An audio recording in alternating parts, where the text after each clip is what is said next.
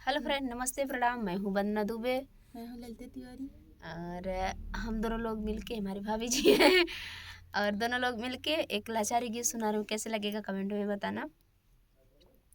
गाड़ी में लगे चार चाबी, हमार दिल देवर, हमार दिल देवर पे लागी। गाड़ी में लगे चार चाबी, हमार दिल देवर, हमार दिल देवर से लागी। सोने की थाली में जेवना बनाए, सोने की थाली में जेवना बनाए। जेवना ना जेवई पिया पापी, हमार दिल देवर, हमार दिल देवर पे लागी। जेवना ना जेवई पिया पापी, हमार दिल देवर, हमार दिल देवर से लागी। गाड़ी में लगे चार चाबी, हमार दिल देवर, हमार दिल देवर से लागी। झजरे गेड़ुलवा गंगा जल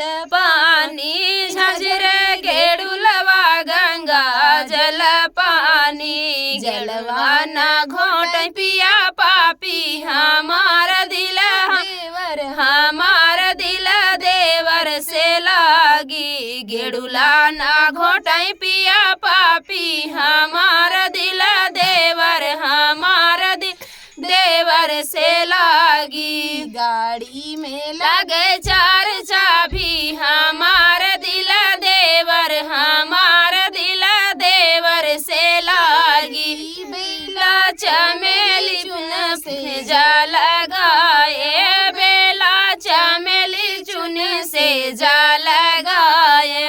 से जियाना सोटे पिया पापी, ना हमार दिल देवर, हमार दिल देवर पे लागी। से जियाना लेटाई पिया पापी, ना लेटाई पिया पापी, हमार दिल देवर, हमार दिल देवर से लागी। गाड़ी में